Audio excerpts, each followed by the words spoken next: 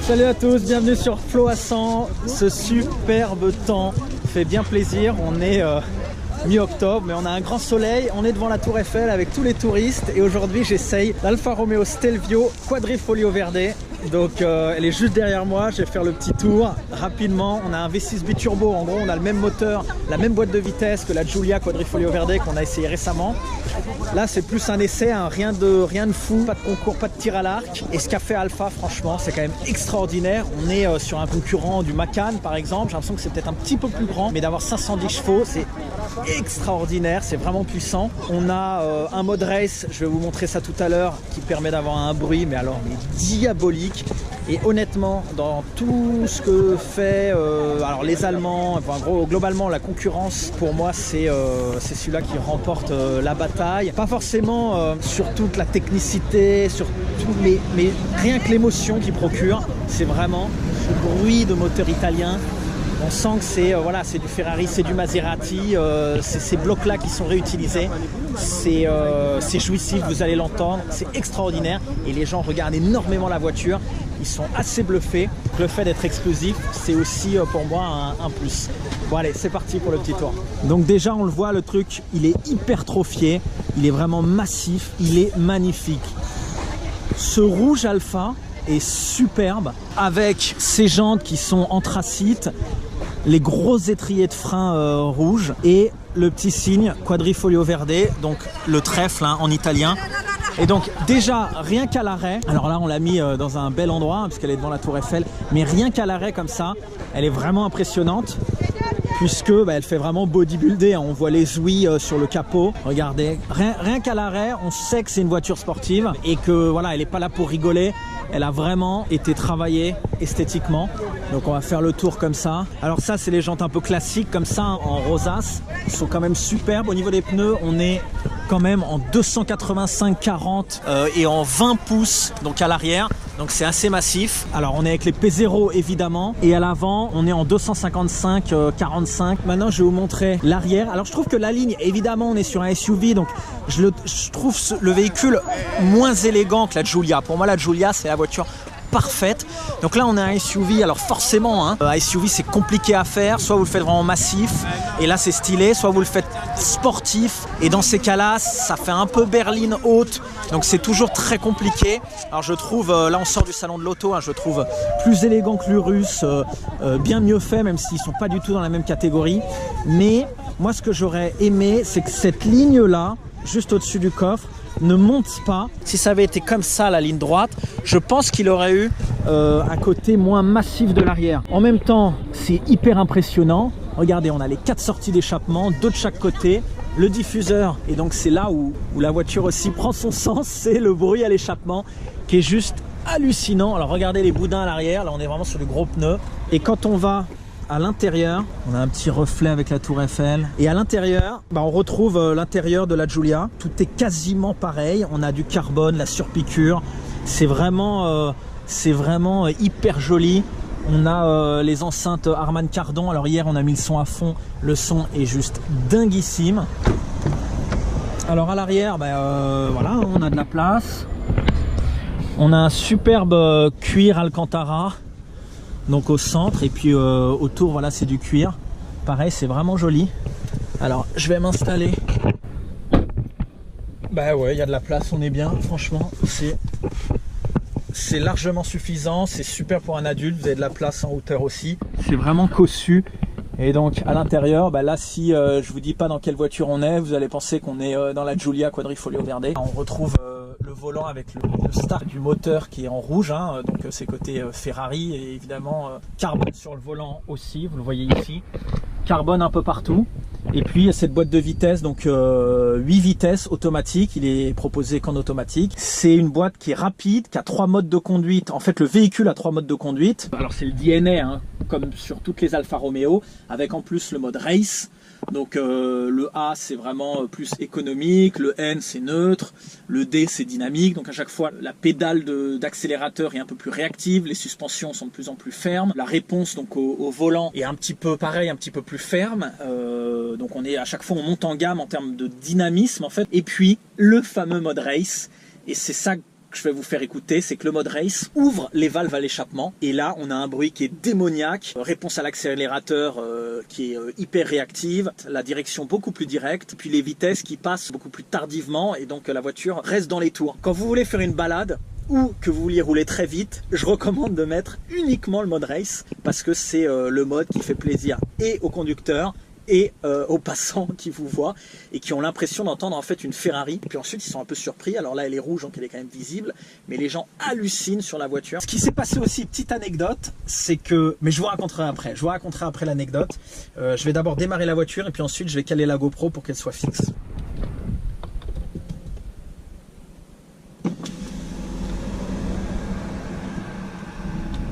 Donc là je démarre, on est en mode drive, hein, donc c'est normal, il n'y a pas forcément énormément de son, même si à l'intérieur on l'entend beaucoup moins qu'à l'extérieur. Et ensuite je mets le mode race et là tout de suite on entend beaucoup plus le son. Je vais essayer de vous faire écouter.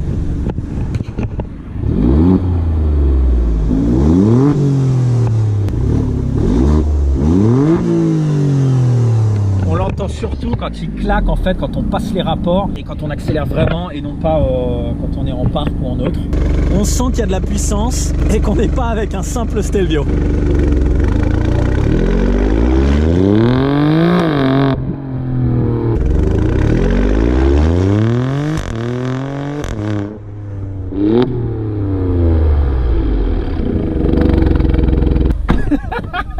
Vous avez entendu ce son? C'est hallucinant. Je ferme la fenêtre pour que vous m'entendiez, mais c'est juste hallucinant. Moi je préfère rouler les fenêtres ouvertes. On s'est fait suivre en allant la dernière fois au salon de l'auto par un type qui était en Audi Q2 et le gars se met au feu et nous dit: oh, vous avez pas un échappement d'origine hein, mais il avait le sourire et on lui dit: si c'est l'échappement d'origine, c'est juste le mode race. Et là il nous dit: oh putain, elle fait plus de bruit qu'une AMG. Alors je vous parle pas dans les tunnels, d'ailleurs on va prendre peut-être un tunnel, mais dans les tunnels c'est juste diabolique. D'ailleurs allez sur mon Facebook, donc Flo à 100, enfin CENT, j'ai mis la semaine dernière une petite vidéo où on passe dans un tunnel et on se rend pas bien compte mais on entend quand même la déflagration.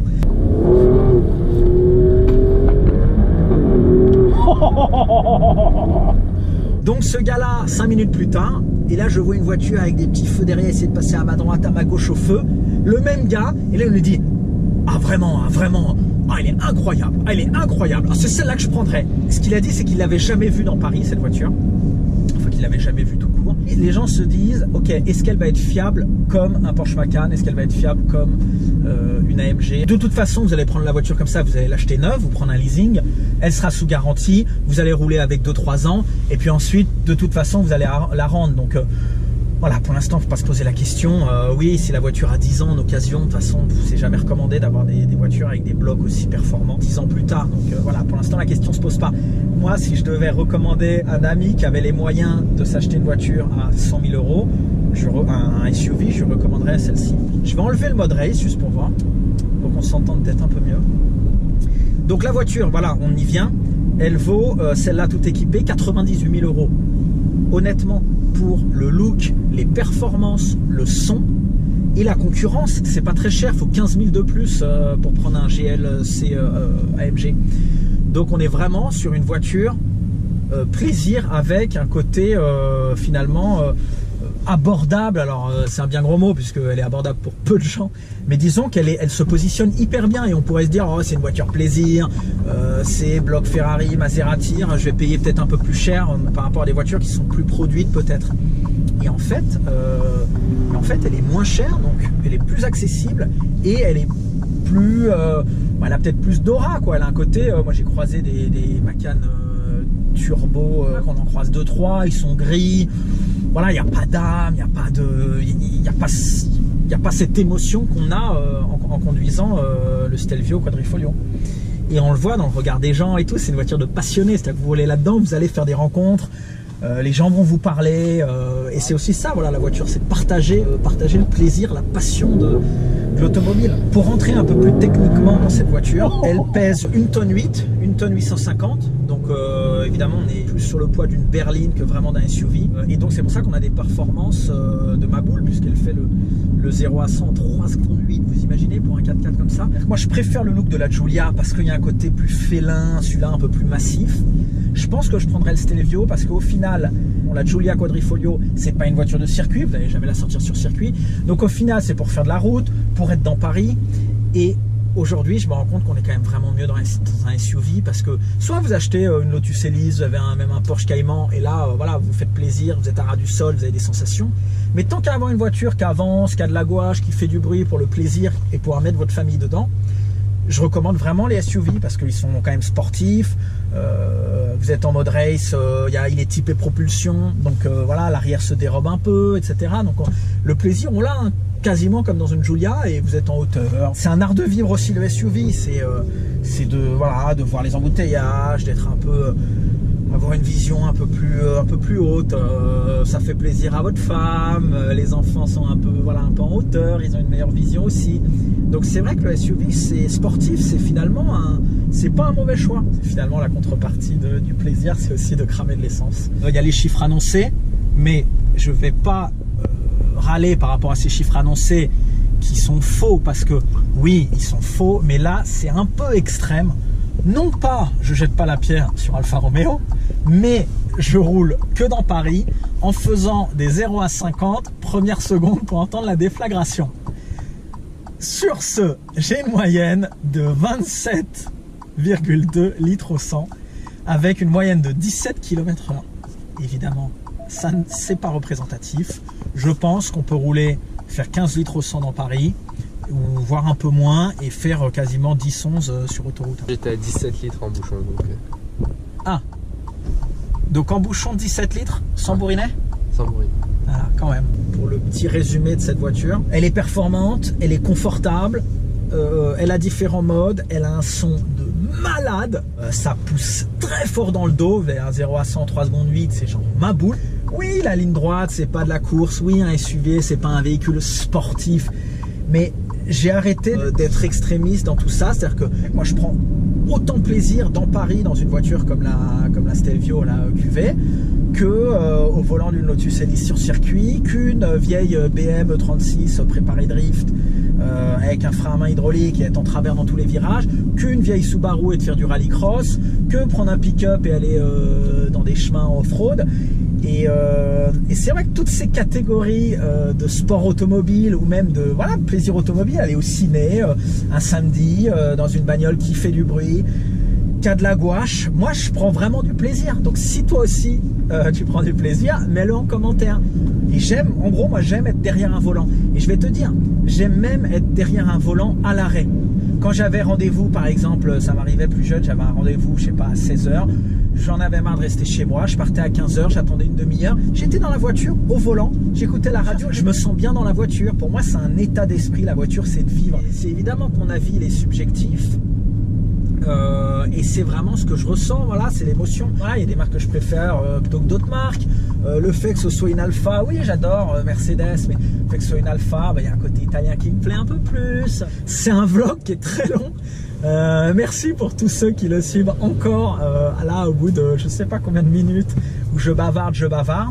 Là je vais au bureau, donc je suis passé, j'ai pris le chemin des écoliers pour aller au bureau pour vous faire justement ce long vlog et faire déjà une mise au point et ensuite prendre le temps de tester. Là on est dans Paris, mais je l'ai testé en allant à la campagne, même si j'ai pas pu filmer. Donc voilà, je commence à le connaître, hein, ce Stelvio QV, et vraiment je l'adore.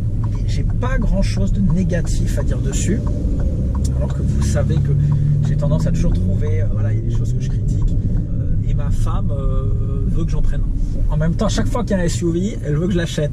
J'essaie de lui expliquer que je peux emprunter des voitures, que je peux pas encore les acheter. C'est que vous avez un véhicule, vous l'achetez, vous payez la TVA, ok, très bien, il y a 20% de taxes, ça paraît normal. La TVA, c'est sur tous les produits. Donc c'est bon, la taxe, elle est payée. On rajoute une taxe sous prétexte de pollution et de couche d'ozone, donc CO2. Donc là, ok, pas pas de problème. 10 000 euros, c'est 10% de la voiture. Et ensuite, on vous rajoute une autre taxe en rapport avec la pollution sur le CO2 et donc là sur les chevaux fiscaux. Donc là, ok, tu te dis bon, bah c'est bon, je me suis pas assassiné, je vais l'acheter. Et là, on te dit ah non, tu la prends sur ta société. Bah oui, c'est quand même pour aller travailler. Ah bah non, mais on va te remettre entre 5 et 10 000 euros par an de TVS. Donc ça, c'est quand même extraordinaire. En gros, ta voiture, elle te coûte le double. Et elle nous fait croire que c'est pour préserver la couche d'ozone ou pour notre bien. Voilà, ils sont mignons. Au lieu de bien gérer l'argent du contribuable, eux font n'importe quoi et puis ensuite à d'autres pays les pots cassés. Alors là, on a devant une 488. Alors le mec, je sais pas ce qu'il fait, bah, il est en panne d'essence.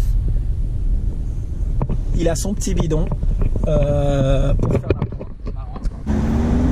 Je vais quand même vous montrer le coffre, hein. Je vais faire mon Dominique Chapat. On a un grand coffre. Donc voilà, écoutez, pour ceux qui ont du pognon et qui ont envie d'acheter une voiture sportive mais qui ont leur femme et qui veut un SUV, voilà, vous avez trouvé la voiture de vos rêves. Je vous remercie de m'avoir suivi sur cette longue vidéo, ce long vlog. J'espère que ça vous a plu. Mettez en commentaire quel est votre SUV préféré, votre sportif préféré. Abonnez-vous, c'est Flo à 100. Merci de me suivre. Je vous embrasse. Ciao. C'est italien comme moi, Palomé. Bah voilà. Ciao.